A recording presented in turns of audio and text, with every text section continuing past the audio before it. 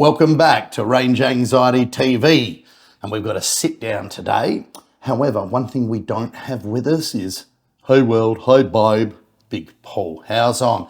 He's actually helping his daughter move house, and that's way more important than you viewers, so cop that. It's typical from Commodore drivers though.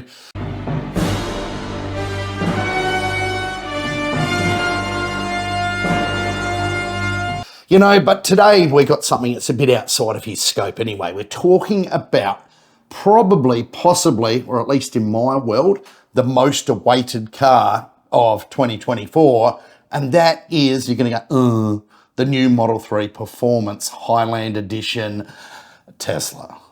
Now, as an owner of a previous, or now what they call a legacy Model 3, I've been really looking forward to this because they released the Highland, the Model 3 update in August, September last year. And normally Tesla introduce the performance versions first and then come down to the cooking versions. But this time they released the cooking versions and with no mention of a performance at all. However, it has been a very badly kept secret that the performance exists. There have been spottings of it in camouflage, engineering, decals on it all throughout America, China.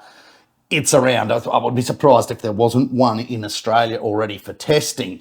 And the good news is, being a Model 3 platform, we're not going to get porked by Tesla like we were with the Model S. It will be a right-hand drive vehicle, so there is no reason it won't come out of Giga Shanghai straight to Australia.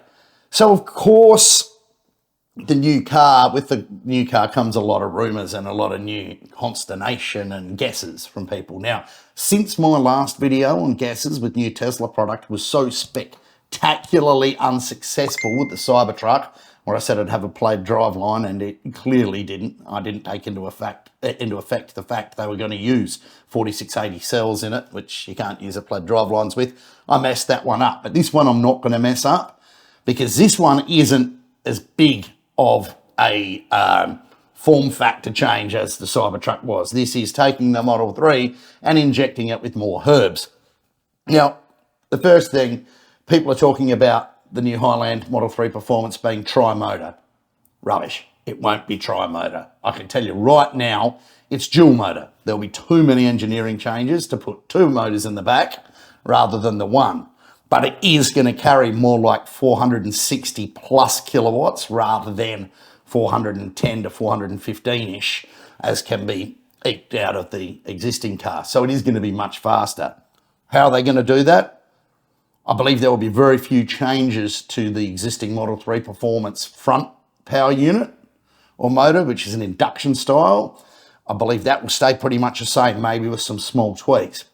The rear power unit is going to be, now wrap your head around this, it's going to be the front power unit with the carbon sleeve rotor out of the Model S Plaid, which was originally the rear power unit from the Model 3 Performance. So it's gone out, the old Model 3 Performance motor has been updated with the carbon sleeve rotor, put in the front of the Plaid, and now that's going to go back into the back of the Highland Model 3 Performance, and it's going to bolt in with very few actual hardware changes. So all of a sudden, we've got a ton more RPM that it's capable of, we've got a ton more power that it's capable of, and a ton more efficiency that it's capable of. So the whole goal of Model 3 Performance will be upkept, and that always was to be as fast as an M3 of the time. Now, a new M3 competition is bloody fast. We're talking, and Justin will show you one, won't you, Justin? Yes, he will.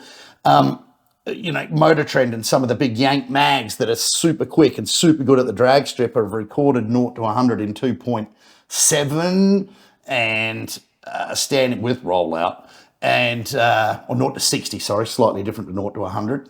Imperial to metric, there's a small difference in it, and a standing quarter in 10.75 seconds. So this Highland Performance is going to do those times, if not slightly better. I mean, I'd love to see it do a 2.5 and a 10.5, but I'm really banking on maybe a little bit higher and closer to the BMW. But either way, it's a big step up off the old car, which, as we know from our testing, does 11.5. So it'll be nearly a second quicker, which at that speed and in drag racing terms is a big deal. One thing that it will have is the same, I believe, NCM 2170 Panasonic Tesla cell battery pack in it. That's a good battery pack of about 77 kilowatt hours. I can't see them changing that anytime soon. Won't be a structural pack or anything like that. It will still be the skateboard Model 3 design. It's a great little pack. It works well. It's bloody reliable. No need to change that. But for peak performance, this car will, I believe, have a plaid-style drag strip mode that you can enable, which preheats the battery to the right temperature and enables peak performance ready. There won't be any nose down cheetah stance stuff or anything like that, because very simply, it doesn't have air suspension, so it can't do it.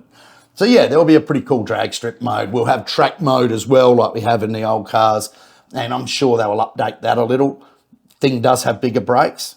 Rumour is 6-piston. Oh, possible. I doubt it. Tesla don't like spending too much money on parts if they don't really need them. But it will have different discs, I imagine, and different pad composition. But it'd be nice to see some bigger brakes. That'd be good. What else have we got? Harness compatible bucket racing style seats, which is good. I love the comfortable seats in the existing Model 3 and especially the new Highland that are ventilated. However, a nice racy style seat, and again, they've been seen in some of the spy photos that we'll put in here.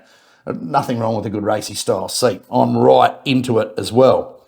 Externally, we've got Gareth walking past and we've got a front splitter. Hopefully it's carbon, but I doubt it. It'll be part of the plastic molded bumper.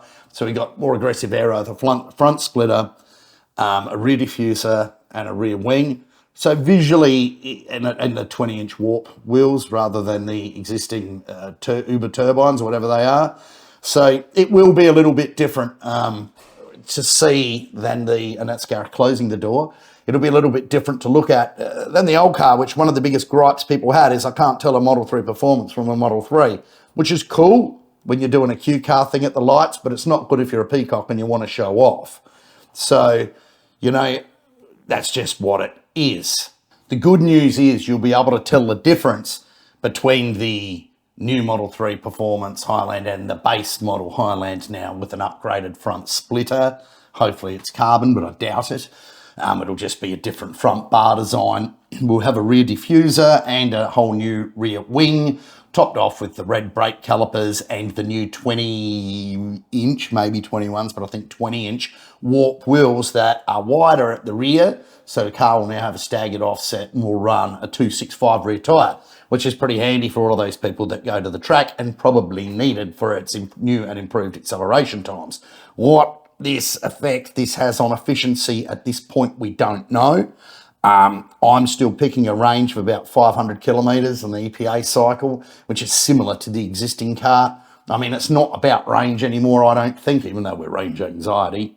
And it's not about Stellantis because they don't even have an EV as such, apart from the Fiat 500 and that, you know. And fast charging is what it's all about. 500k is enough for anybody, particularly if it's a fast car. And I'm tipping the weight with this smaller pack will retain one of Tesla's great engineering advantages.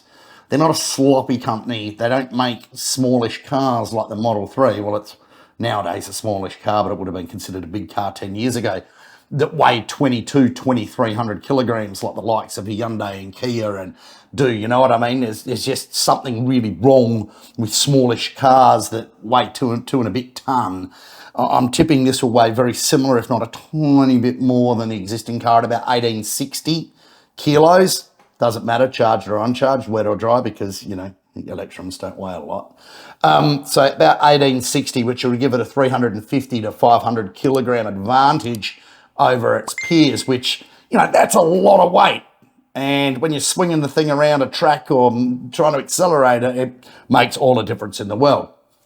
Final thing, special colours. Oh, actually, that's not the final thing, but we'll see ultra red and any other Highland colour. I don't think there'll be any magic for the performance, unfortunately. But the price. Now, this is a tough one. It's going to have to be dearer. I'm thinking probably around 102 to 104,000 Australian dollars drive away, with the launch being People are saying March 1, but I'd consider middle to end of March, and Australian deliveries beginning by the end of 24. But one thing you can bank on is, just like every other one of their products that comes out that I want, I'll have an order in a day one with the spec that I want. I've been going through the spec in my head, and everyone's saying, oh, ultra red with white interior. But you know what? I think this is going to be such a cool car, black on black. I haven't owned a black car for a long time, and you know, they're hard to clean and everything else, but it keeps me off the streets. It gives me something to do. So with that, let's see what happens. Let's see how right or wrong I am. And thank you once more for listening or watching a Range Anxiety. You know you love your Range Anxiety, you love your hosts, and you love the invisible one that's not here today, Paul Bobe How's on, and you love the Space Wizard Wand. So if you want more of Range Anxiety, get down, click the link below, subscribe, and make sure you stay up to date on all the most important things.